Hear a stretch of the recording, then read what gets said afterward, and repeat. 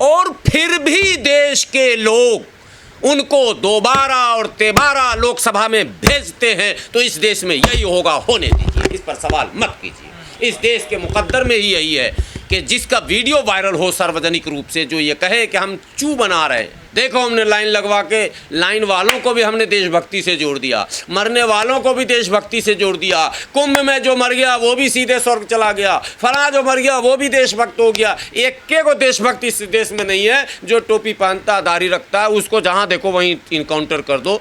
ये जो नैरेटिव बनाया है, तो देशवा का क्या हाल होगा, हमरा का होगा जी।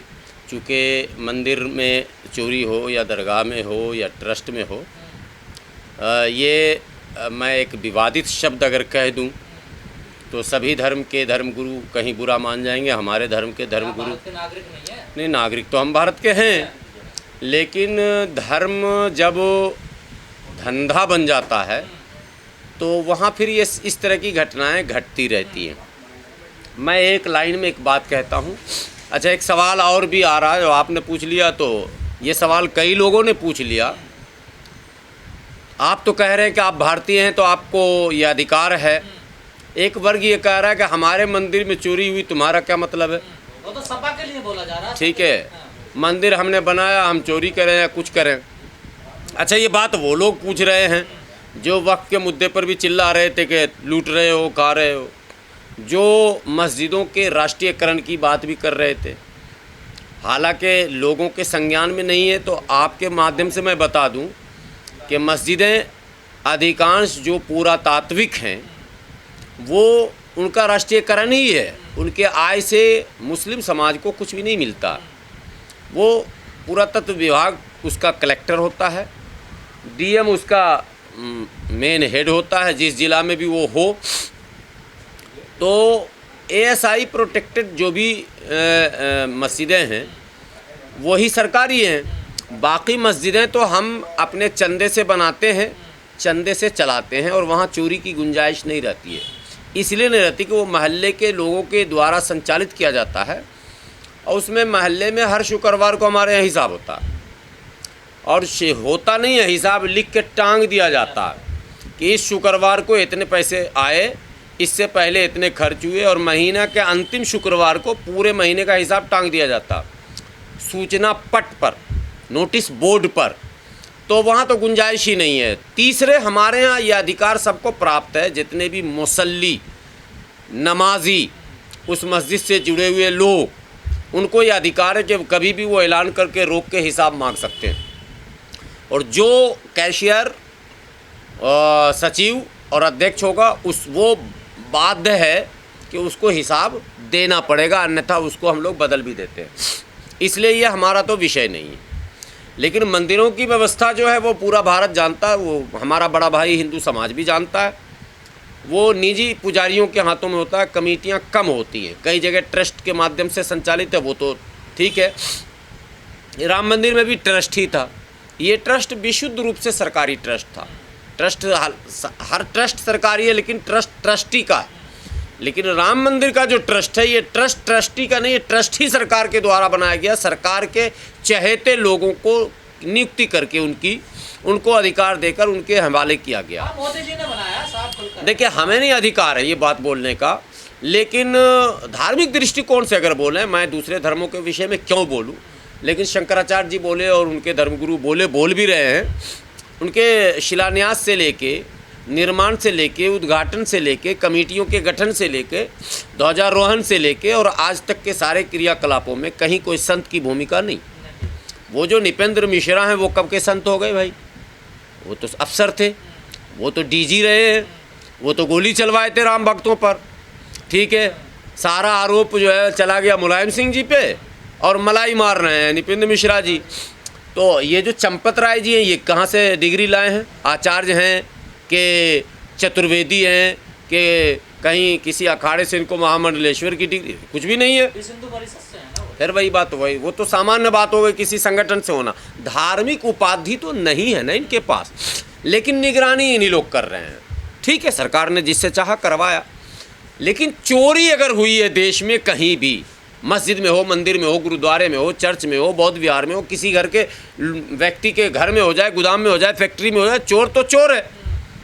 चोर के लिए जो संवैधानिक प्रावधान है सजा का, वो मिलना चाहिए। पर यार चोरी नहीं, डकैती पड़ी है। अब सुनिए, ये तो आप एक बात, संवैधानिक जो व्यवस्था है चोर के लिए।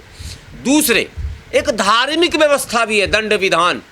एक तो भारतीय दंड संहिता है, एक तो BNS है। भारतीय संविधान में जो प्रावधान है, जो IPC से BNS हो गया। लेकिन धर्मगुरुओं के माध्यम से मैं सुनता हूँ, हिंदू धर्मगुरु कई बार बोलते हैं हमारे यहाँ धार्मिक दंड विधान है, हालांकि इस्लाम में भी है ये चीज़। तो हमें लगता है धार्मिक दंड विधान से राम मंदिर में चोरी, ये तो इसकी सज़ा तो बहुत बड़ी सज़ा होनी चाहिए। लेकिन हमें आश्चर्य उन लोगों पर है जो ये कहकर बचाव करते हैं कि मेरे अंगने में तुम्हारा क्या काम है, ये कहकर बचाव करते हैं। हमें लगता है कि ये शब्द बहुत उचित और उपयुक्त नहीं है कि आप ये कहें कि मेरे अंगने में तुम्हारा क्या काम है। कल को किसी जाति विशेष के आपसी विवाद हो और उस पर कोई टीका टिप्पणी करे तो वो जाति विशेष के लोग ये कहें, या फिर धर्म विशेष के लोग ये कहें, या राज्य विशेष के लोग ये कहें कि भाई हमारे अंगने में तुम्हारा क्या काम है। घोटाले मिज़ोरम में, सिक्किम में, मणिपुर में और गोवा में होते हैं, हम तो बिहार के रहने वाले हैं, हमारा क्या काम है। फिर तो प्रधानमंत्री दिल्ली में बैठ के कुछ कर रहे हैं, हम तो बिहार में। ये तर्क फिट नहीं बैठता। भारत एक स्वतंत्र देश है, संविधान द्वारा संचालित है, और संविधान ने ये अधिकार आम जनों को दिया है कि भारतीय पूरे क्षेत्र में, कहीं किसी भी क्षेत्र में, किसी वर्ग में अगर कोई घटना घटती है तो आपको अपनी राय देने, टीका टिप्पणी करने का अधिकार है। और हम संवैधानिक बात कर रहे हैं, हम कोई भी असंवैधानिक और राजनीतिक बात नहीं कर रहे हैं। जो एक नया ट्रेंड चला है, ये नई परंपरा, ये परंपरा माशाअल्लाह, सुभान अल्लाह, अल्हम्दुलिल्लाह, भाजपा वालों ने बड़े बेहतरीन ढंग से निकाल लिया। क्या कि जब कुछ हो बोले इस पर राजनीति मत कीजिए, पेपर लीक हुआ, बोले नहीं बहुत हुआ दुर्भाग्यपूर्ण, मगर राजनीति नहीं कीजिए। ठीक है, नहीं किया, पेपर लीक पर राजनीति नहीं करेंगे। ठीक है जी, उस सड़कें धंस गई हैं टोटल, जितने एक्सप्रेस वे और हाईवे आपने बना, बोले इस पर राजनीति मत कीजिए। ठीक है, चलिए, इस पर भी नहीं किया। बोला राम मंदिर में चोरी हो, बोला इस पर राजनीति मत कीजिए।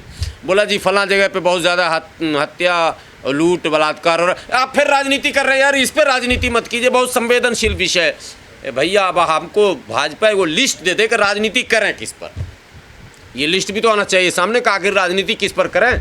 हर मुद्दे पर ये नया निकला, टीवी डिबेट में भी बोलेगा आइए आप तो राजनीति कर रहे हैं। अच्छा साहब, आप तो गैस सिलेंडर लेके उछल रहे थे, क्यों राजनीति कर रहे थे? आज वही गैस उछल के चला गया 2000 पार, 2500 3000 में ब्लैक में मिल रहा, और हम बोलें तो राजनीति कर रहे हैं आप जी। संकट है, संकट के समय में राजनीति क्यों कर रहे हैं? आपने लाइन लगा के नोटबंदी में 150 लोगों को मरवा दिया, बोले राजनीति मत कीजिए।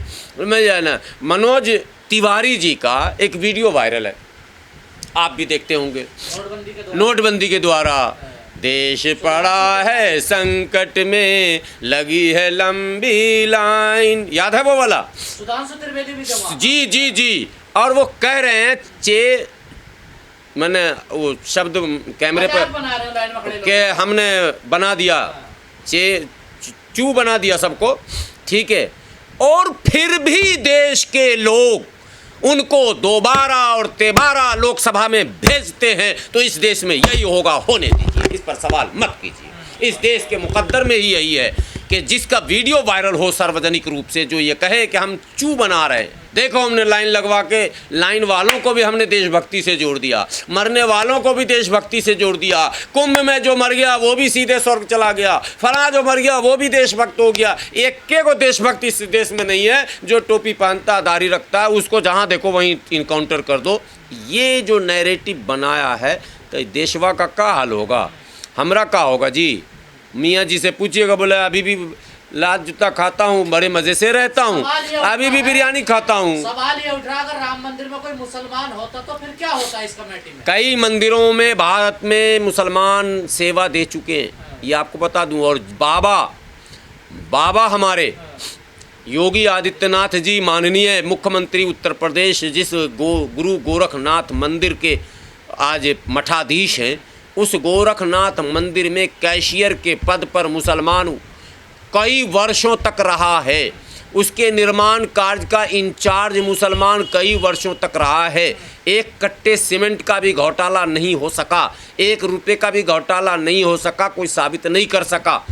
तो ऐसा नहीं है कि हम नहीं हैं। और ये भी नहीं कहूँगा कि मुसलमान बहुत अच्छा होता है, दोनों बात बोल देता हूँ। कहीं इस पर लोग कहेंगे अच्छा आप लोग बहुत ईमानदार। काश के सब मुसलमान ईमानदार हो जाता, काश के सब मुसलमान हो जाता। इसलिए हम दूसरों पर टीका टिप्पणी करने से बेहतर है अपने समाज को ही कहते हैं कि अच्छा है, डर से सही, भय से सही, किसी भी कारण से सत्य मार्ग पर, सही रास्ते पर आप हैं, आप रहिए।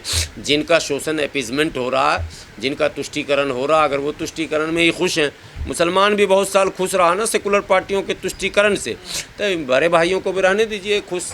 उनकी चोरी हो जाए, सोना बिक जाए। वो कौन मंदिर से सोने बिक गया सब। अभी ये वो कार्टून चल रहा, कल मेरी नज़र पड़ी सोशल मीडिया पर, महमूद गजनबी अपनी सेना के साथ आ रहा, सेना को गजनबी कह रहा अरे लौट चलो, ये खुद ही लूट लेंगे, लूट चुके खुद ही, अब कुछ ना बचा मंदिर में, चलो लौट चलो। ये लोग कार्टून बना रहे हैं। महमूद गजनबी लूटा, क्या किया, ये तो इतिहास के पन्ने में है, जो बहस का ही विषय है।